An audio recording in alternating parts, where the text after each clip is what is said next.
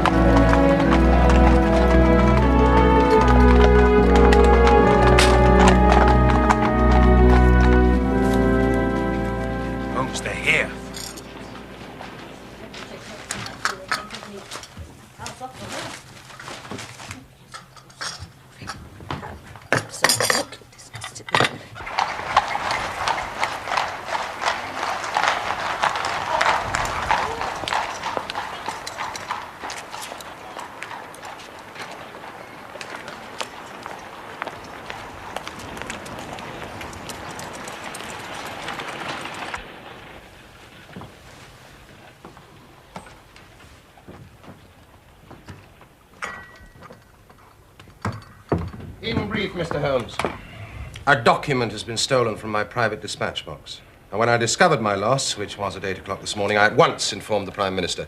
It was at his suggestion that we both come to you. You have informed the police? No, sir, we have not done so. Nor is it possible that we should do so. To inform the police must, in the long run, mean to inform the public. And that is what we particularly desire to avoid. And why, sir? Because the document in question is of such immense importance that its publication might very easily, I might almost say probably, lead to European complications of the utmost moment.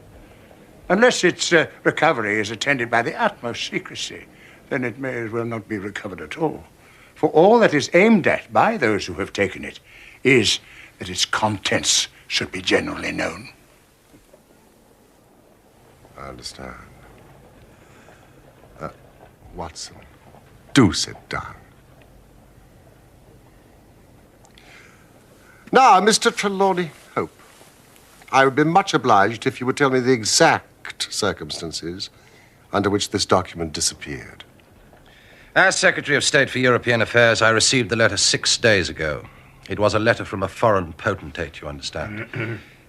It was of such importance that I never left it in my safe, but I have taken it each evening from my office back to my house in Whitehall Terrace and kept it in my bedroom, locked in my dispatch box. And you are sure that it was there last night? Yes, I'm quite certain of that fact. I actually opened the dispatch box whilst I was dressing for dinner, and I saw the letter inside. It then remained upon my bedside table. Both my wife and I are light sleepers and are prepared to swear that no one could have entered the room during the night, and yet this morning the paper is gone. What time did you die? 7:30. How long was it before you went to bed? My wife had gone to the theater. I had waited up for her. It was 11:30 before we went to our room. So, for 4 hours, the dispatch box had lain unguarded. Mr. Holmes, no one is ever permitted to enter that room, save the housemaid in the morning and my valet during the rest of the day. They are both trusty servants who have been with us for many years. Besides, neither of them could have possibly known that there was anything more valuable than the ordinary departmental papers in my box. Surely your wife knew? Mr. Holmes, I've long known how high is Mr. Hope's sense of public duty. I'm convinced that in a case of this importance, it would rise superior to the most intimate domestic ties. You do me no more than justice, Prime Minister. Until this morning, I have never breathed one word to my wife upon this matter. Well, who is there in England who did know of the existence of this letter? Each member of the cabinet was informed of it yesterday, but the pledge of secrecy which attends every cabinet meeting was increased by the solemn warning given by the Prime Minister. God! To think that within a few hours I myself should have lost it.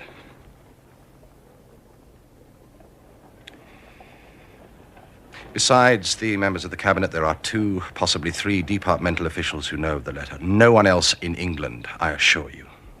But abroad? I believe that no one abroad has seen the letter except the man who wrote it. I am well convinced that his ministers, that the usual official channels have not been employed in this case.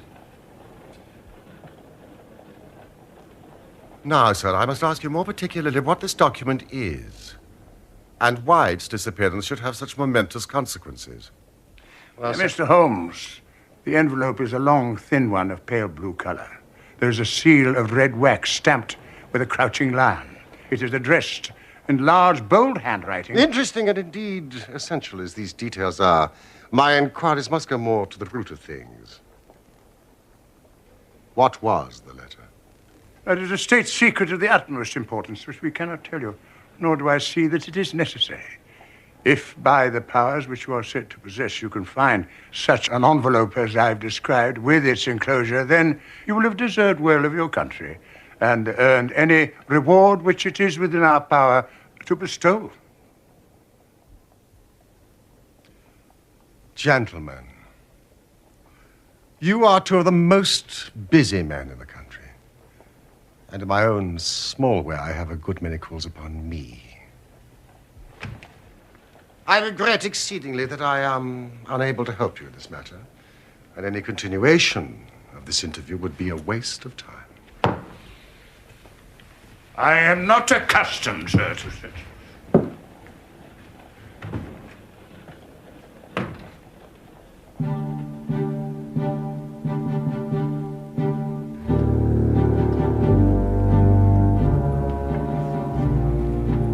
Mr. Holmes, we must accept your terms.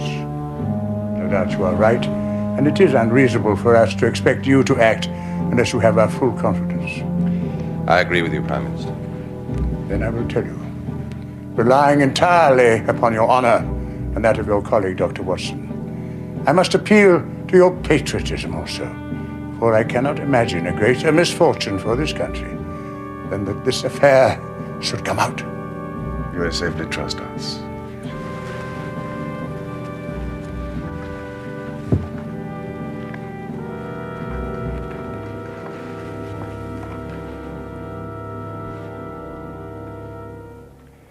The letter, then, is from a certain foreign potentate who has been ruffled by some recent colonial developments of this country.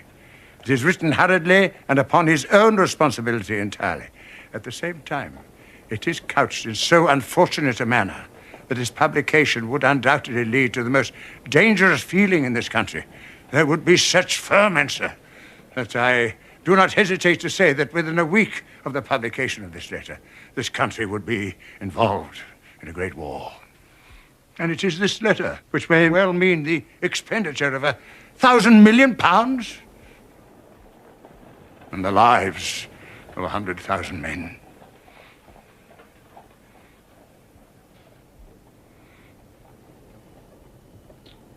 Have you informed the sender? A cipher telegraph has been dispatched. Perhaps he desires the publication of the letter.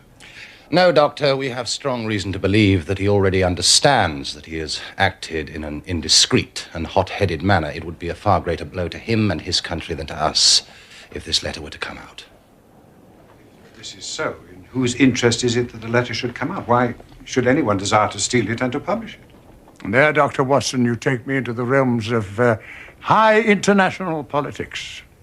But if you consider the European situation, you will have no difficulty in perceiving the motive. The whole of Europe is an armed camp. Great Britain holds the scales. If Britain were driven into war with one confederacy, it would assure the supremacy of the other, whether they were joined in the war or not. So it is the enemies of this potentate who want to secure and publish this letter so as to make a breach between his country and ours? Yes, sir. And to whom would the document be sent if it fell into the wrong hands? To any of the great chancelleries of Europe. It is probably speeding its way thither at this present instant as fast as steam can take it. It is your misfortune, my dear fellow. No one can blame you. There's no precaution which you've neglected. But now, Mr. Holmes, you are in full possession of the facts. What course do you recommend?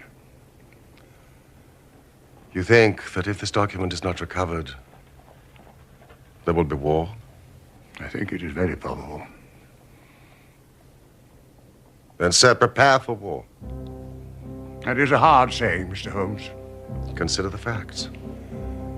There seems no doubt this document was taken between 7:30 and 11:30 yesterday evening, so where can it be now? No one has any reason to retain it. It has been passed from hand to hand rapidly to those who need it and who will pay well for it. What chance do we have to overtake it or even trace it? It is beyond our reach.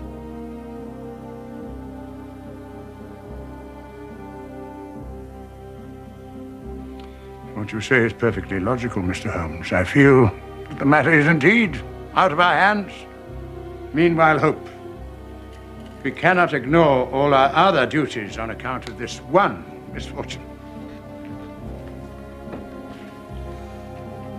And should there be any fresh developments during the day, we will communicate with you. And you, no doubt, will let us know the results of your own inquiries. Thank you.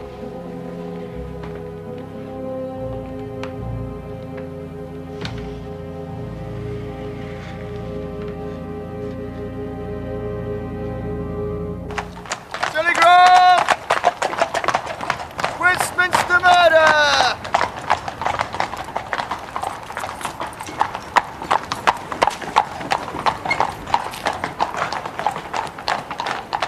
Westminster murder! Telegram! Westminster murder! Telegram!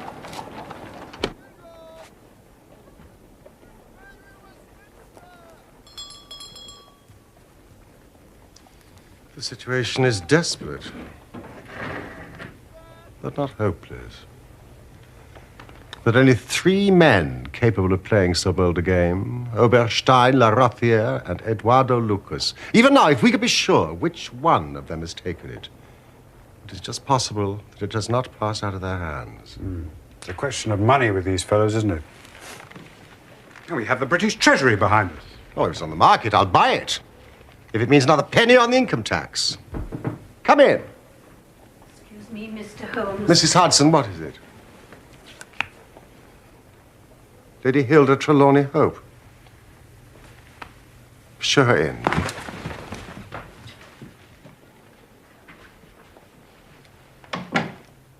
Has my husband been here, Mr. Holmes? Yes, he has been here. Mr. Holmes, I implore you not to tell him I came here. Your ladyship puts me in a very delicate position. I beg of you to sit down and tell me what it is you desire. But I cannot make you any unconditional promise. Gentlemen, I will speak frankly to you in the hope that it will induce you to speak frankly in return.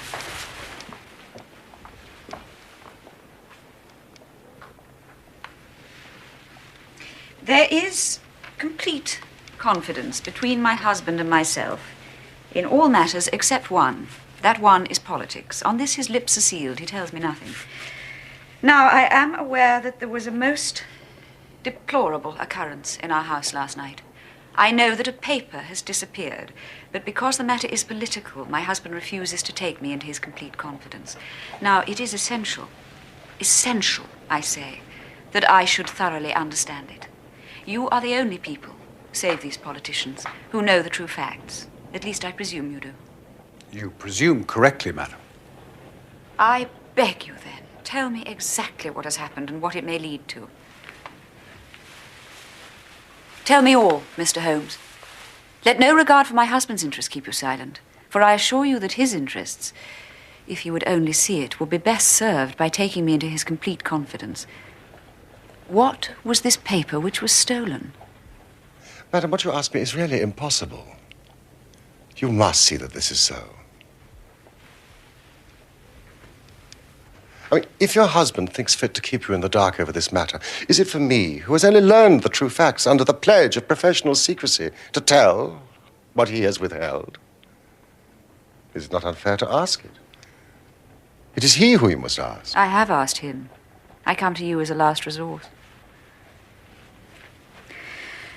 But without your telling me anything definite, you may do me a great service if you would enlighten me on one point. What is it, madam? Is my husband's political career likely to suffer through this incident? Well, let me say that if it is not put right, it may have a very unfortunate effect. Oh.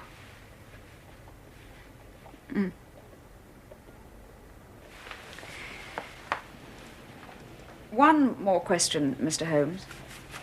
From an expression which my husband dropped in the first shock of the disaster, I understood that terrible public consequences might arise from the loss of this document. If you said so, I cannot deny it. Of what nature are they? There again, you ask me more than I can possibly answer. Then I will waste no more of your time. I cannot blame you, Mr. Holmes, for refusing to speak more freely. And you on your side will not, I'm sure, think the worst of me because I desire to share my husband's anxieties, even against his will.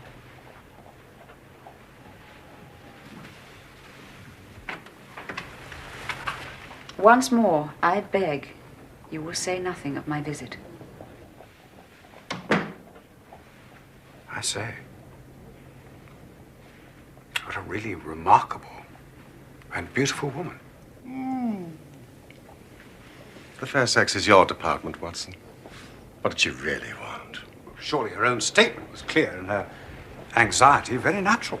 Think of her appearance, Watson, her manner, her suppressed excitement, her restlessness, her tenacity in asking questions. Remember, she is the youngest daughter of the Duke of Belminster and comes of a caste that does not lightly show emotion. She was certainly much moved. And you observed, of course, how she maneuvered to have her back to the light. She did not wish us to read her expression too closely. Yes, she chose that chair in the whole room. And yet the motives of women are so inscrutable. I mean, how can you build on such a quicksand? Their most trivial action may mean volumes, or their most extraordinary conduct may depend upon a hairpin or a curling tongs. Yeah. Good morning, Watson. You off then? Yes.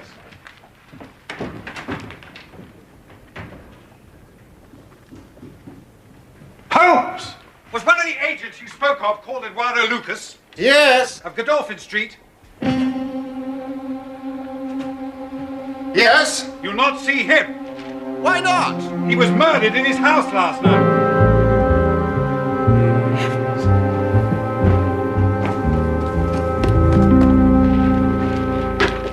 Does it say murdered? Murder in Westminster, crime of a mysterious character. Eduardo Lucas, unmarried, 34, well-known in society circles on account of his charming personality. Valet out for the evening. They always are. Elderly housekeeper sleeps atop of the house, heard nothing. They never do. Just before midnight, Police Constable Barrett saw door ajar, found Lucas's room in disorder. Lucas stabbed to the heart. Let me see. Prussian military dagger. Robbery does not appear to be the motive. Valuable collection untouched. What do you make of this, Watson? Well, it's an amazing coincidence. Coincidence? Here is one of the three men we have named as possible actors in this drama. And it meets a violent end during the very hours we know that drama is enacted. The odds are enormously against it being a coincidence. The two events are connected. Must be connected. It is for us to find the connection. By now, the police must know all. No, not at all. They know all they see at Godolphin Street. They know and shall know nothing of Whitehall Terrace. Only we know of both events and can trace the relation between them. It is with the late Eduardo Lucas that the solution to our problem lies. But it is a capital mistake to theorize in advance of the facts. Do you stay here, my good Watson? I will join you when I'm able.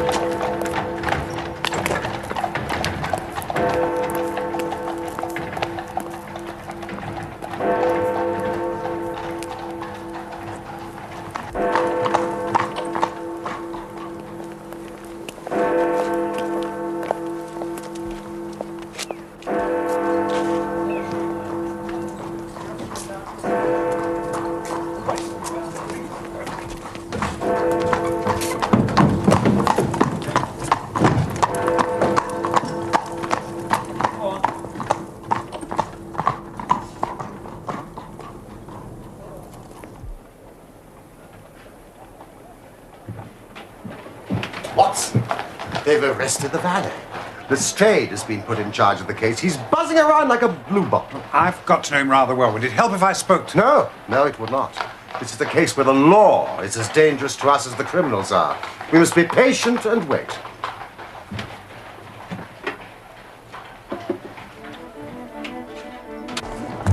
Lieutenant, Lucas murder case. Lieutenant, Lucas murder case. Suspect released. Murder case. Lieutenant, suspect released. Evening Standard. Lucas murder case.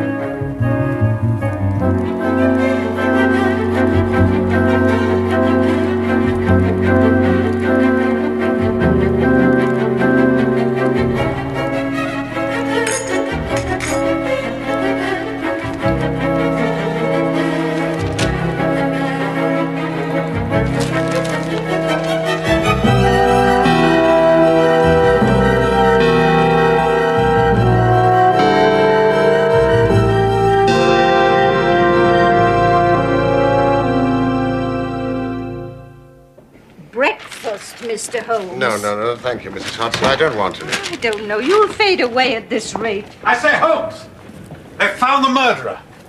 Or rather, murderess. Indeed. There's a wire from Paris. Apparently, Lucas was leading a double life.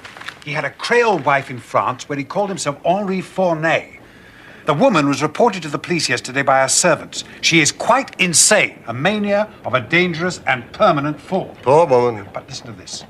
The same woman was seen in the neighborhood of Godolphin Street on the night of the murder and later made an emotional scene at Charing Cross Station. Now, what do you think of that? Oh, my dear Watson, you are so long-suffering. If I've told you nothing over these last few days, it's because there is nothing to tell. Even now, this report from Paris doesn't help us much.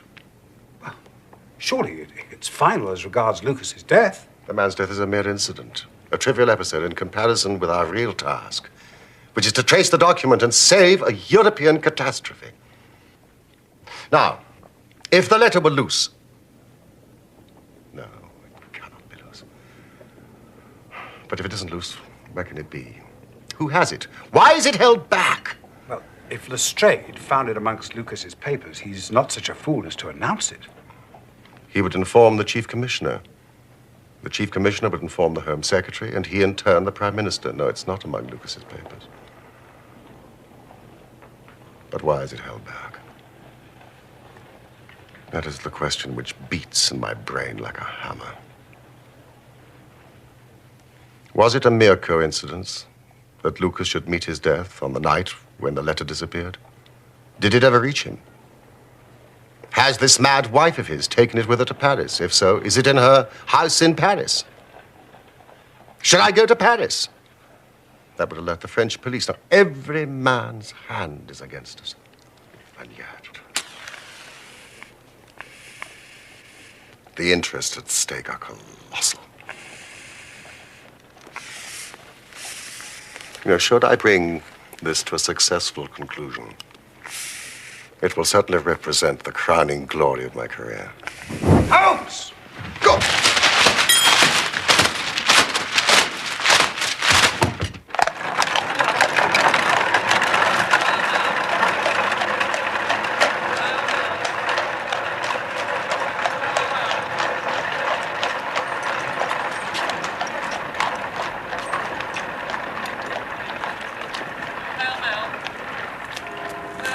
Thank you.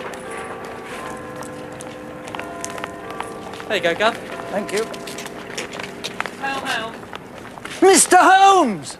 Dr. Watson! Hail, hail.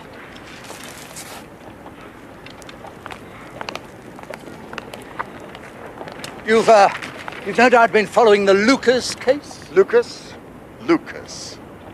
Ah, yes, the name does seem familiar to me. Eduardo Lucas.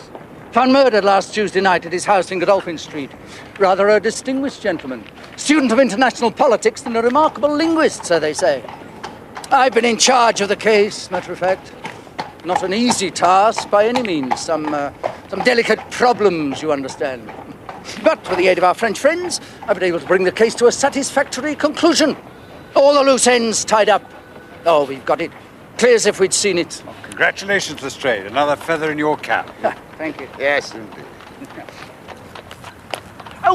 Before you go, Mr. Holmes, it's a mere trifle, but the sort of thing you take an interest in. Queer, you know, what you might call freakish. It has nothing to do with the main fact. Can't have on the face of it. What is it, then? Well, if you gentlemen could come down to Godolphin Street, I think I could explain it better on the spot. For a few minutes, perhaps? Oh, good. It's only just round the corner. Thank you, cabby.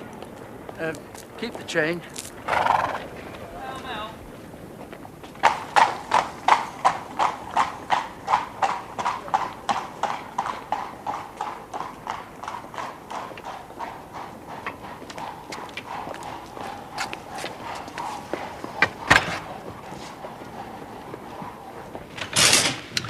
Here it all is.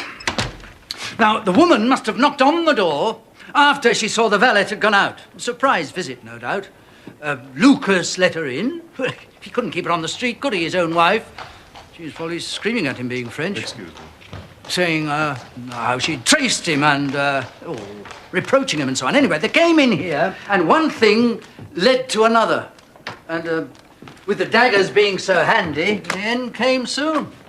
It didn't happen in an instant, though, for these chairs were swept over to the wall, and he had this one in his hand, as if he'd been trying to hold her off with it. Yes, Lestrade, thank you. Now tell me about this trifle. Well, you know, in crimes of this sort, we keep things in their position. Nothing is moved. Officers in charge day and night. I'm always very particular on that point. Oh, yes, you're meticulous in your investigations, Inspector. Well, this morning we thought we could tidy up a bit. Post-mortem over, all the evidence to hand, investigation complete. However, this carpet.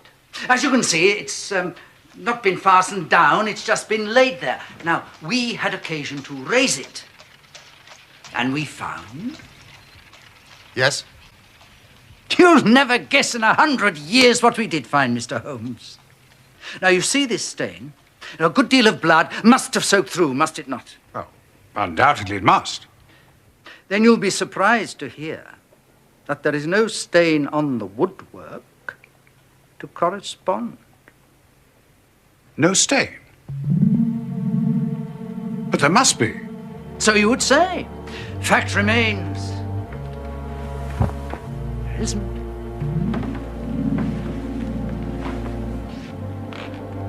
But the underside is as stained as the upper. It must have left a mark. Now I will show you the explanation. There is a second stain, but it does not correspond with this one. Dr. Watson, will you take that side of the carpet? Now we will move round in an anti-clockwise direction.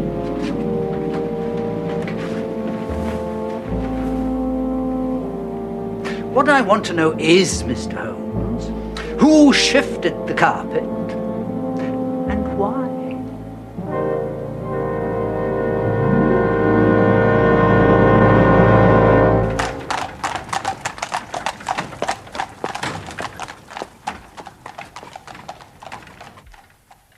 Lestrade, who was on duty the day after the murder? The day after. Macpherson. He's out there now. Take my advice, examine him carefully. I'll get him. Don't do it before us. We'll wait here. Tell him you know someone has been here. Press him. Tell him a full confession is his only chance of forgiveness. Do exactly as I tell you. But George, if he knows, I'll have it out of him. What? Quickly, the tape.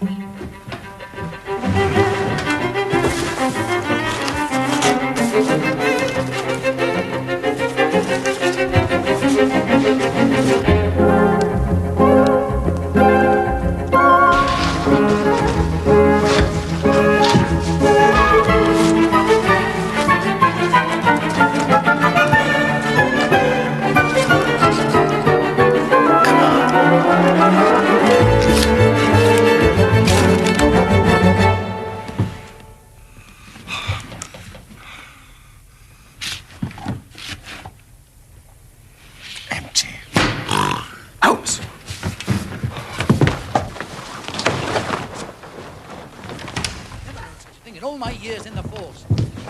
And another thing.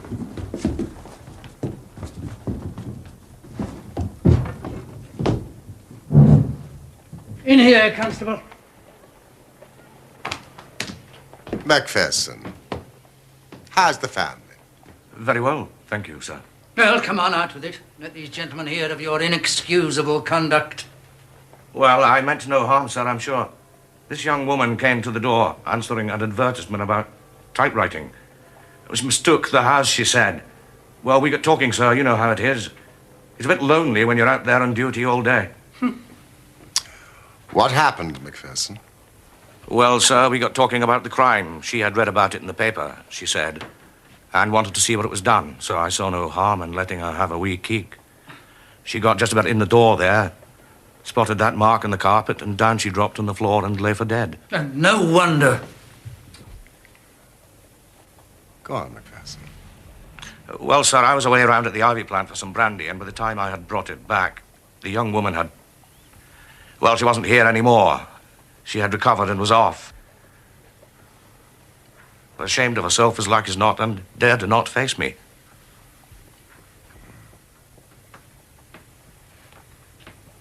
Macpherson, did you move the carpet? No, sir, I only straightened it out. You see, she'd fell on it, and the polished floor being slippery. Let that be a lesson to you, Constable, that you can't deceive me. No doubt you thought your breach of duty would never be discovered. Yet a mere glance at that carpet was enough to convince me that someone had been admitted to this room. Lucky for you, my man, that nothing's missing. Otherwise, you'd find yourself in Queer Street. That'll do. Watson, what are we doing here? We have work elsewhere, not a feather in your cap, Lestrade. Oh, thank you, Mr. Holmes.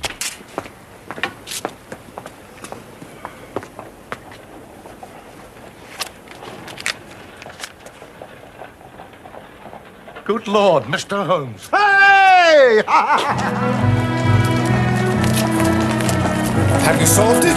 Hardly, Watson, hardly.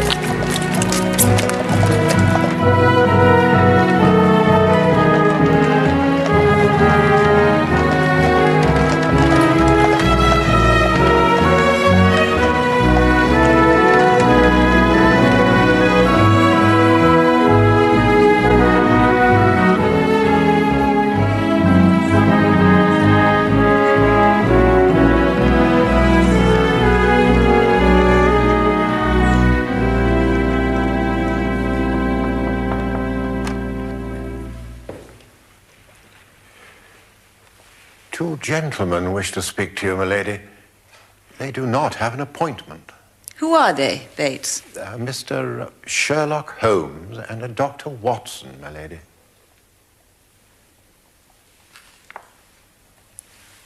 Very well. You may show them in. Very well, my lady. Excuse me. Mr. Holmes and Dr. Watson, my lady. Mr. Holmes, this is surely most unfair and ungenerous on your part. I have desired, as I have explained, to keep my visit to you a secret, and yet you compromise me by coming here and so showing there are business relations between us. Unfortunately, madam, I have no possible alternative. I've been commissioned to recover an immensely important document. I must ask you, therefore, to be kind enough to place it in my hands. You insult me, Mr. Holmes. Do not ring, Lady Hilda. If you work with me, I can arrange everything. If you work against me, I must expose you. You're trying to frighten me. It's not a very manly thing, Mr. Holmes, to come here and browbeat a woman. You say you have something to tell me. Very well, I give you 5 minutes. Well, one is enough, Lady Hilda. I know of your visit to Eduardo Lucas, of your giving him this letter, of your ingenious return to the room on the evening after the murder, and of the manner in which you took this letter from its hiding place under the carpet. I have kept this because I thought it might be useful.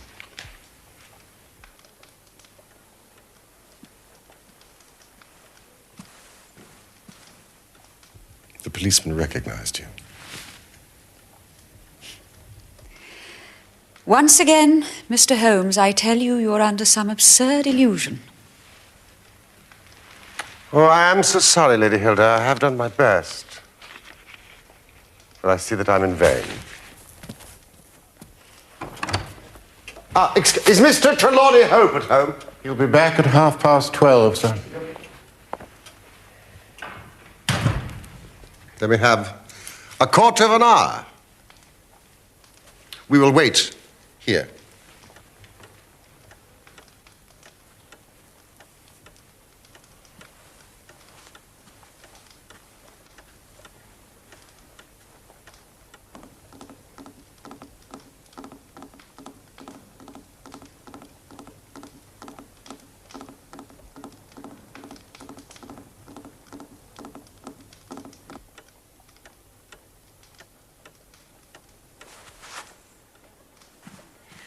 Spare me, Mr. Holmes, spare me.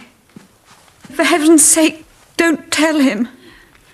I love him so, I would not bring one shadow on his life, and this I know would break his noble heart. We have not an instant to lose. Where is the letter?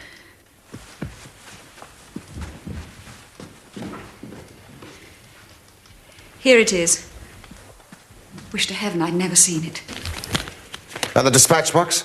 With my husband. Wherever he goes, he takes it with him. We have only a few minutes left. Now, Lady Hilda, I'm going far to screen you.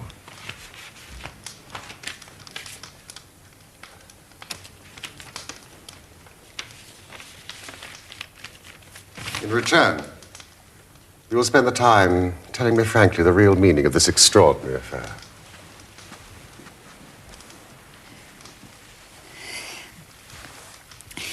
It was on the afternoon of that day, that terrible day. The day Eduardo Lucas was murdered? Yes. I was just going out to pay some calls when a confidential note arrived for me.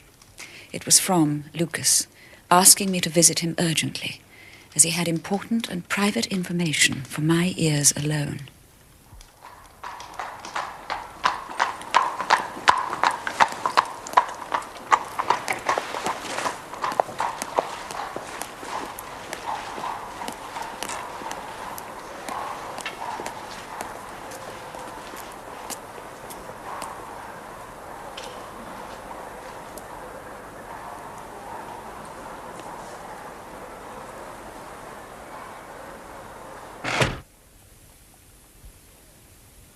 He had obtained, in some way, a letter of mine, Mr. Holmes.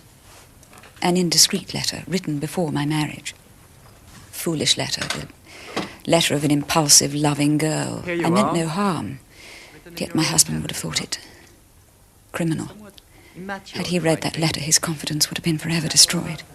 It's years since I wrote it. I thought the whole matter was forgotten.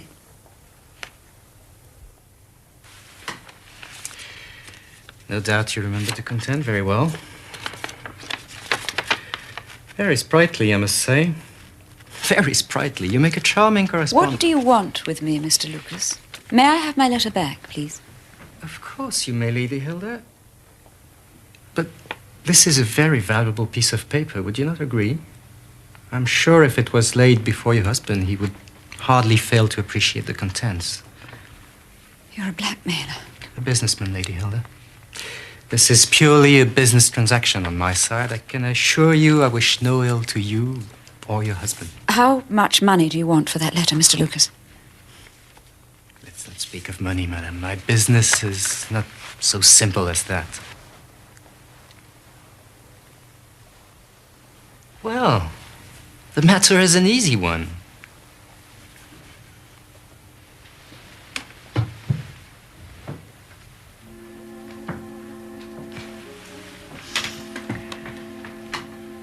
Every evening, when your husband returns from his ministry, he brings with him his private dispatch box. Is that not so? Yes. When he comes home tonight, this box will contain a long blue envelope sealed in red wax with a crouching lion stamped on it. Bring me that long blue envelope with its contents, and I will return you this. But my husband... No harm will come to him, I can assure you. Put yourselves in my position. What was I to do? Take your husband into your confidence. I could not, Dr. Watson, I could not. On the one side seemed certain ruin. On the other, terrible as it seemed to take my husband's paper, in a matter of politics I could not understand it, while in a matter of love and trust it was only too clear to me.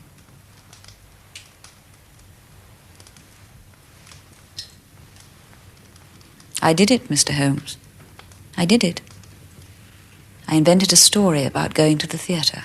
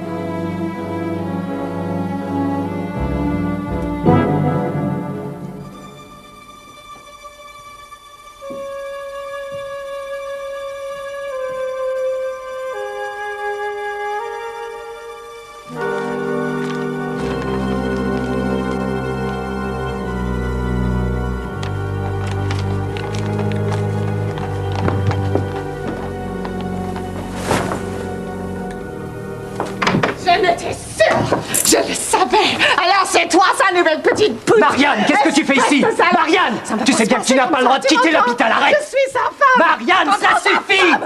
Je t'attends de me toucher, ne m'en touche pas. Est-ce que tu vas arrêter? J'en ai assez depuis longtemps. Je t'ai pardonné.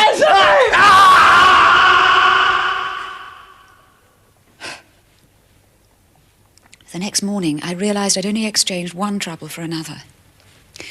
I followed my husband to Baker Street and then came to you myself in order to understand the full enormity of the offence. I alone in the world knew where the paper was hidden. My whole mind was turned to the one thought of getting it back. What I did, and here he is now. Any news, Mr. Holmes? Any news? I have some hopes. This is a matter of politics, my dear. We shall not be long.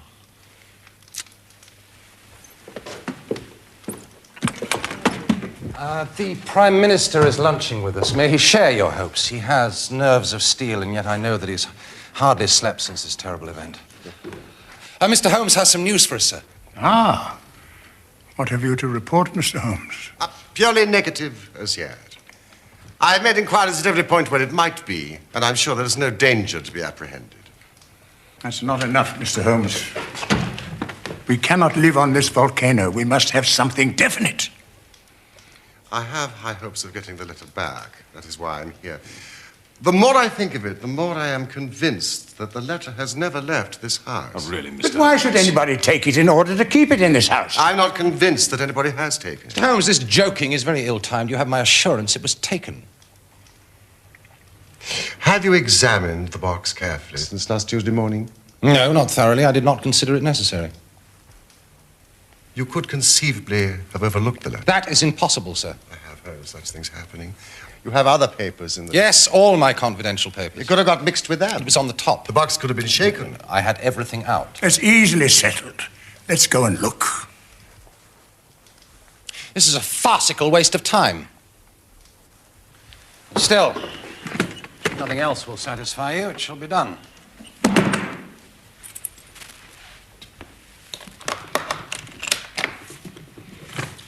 Here you are, all my confidential papers, as you can see. It's a letter from Lord Merrow, report from Sir Charles Hardy, memorandum from Belgrade, that's the one we were discussing this morning, Prime Minister. Note on the Russo-German grain taxes, letter from Madrid, note from Lord Flowers on...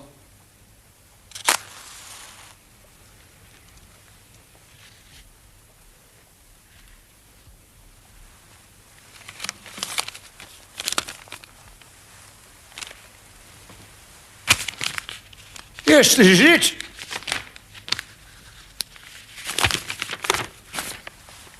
And the letter is intact.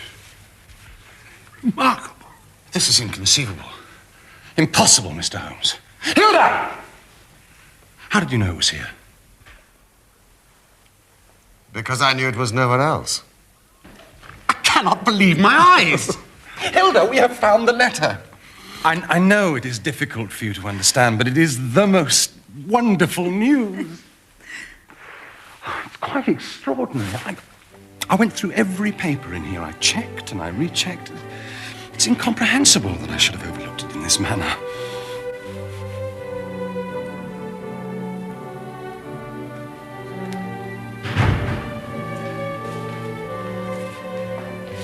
Oh, gentlemen.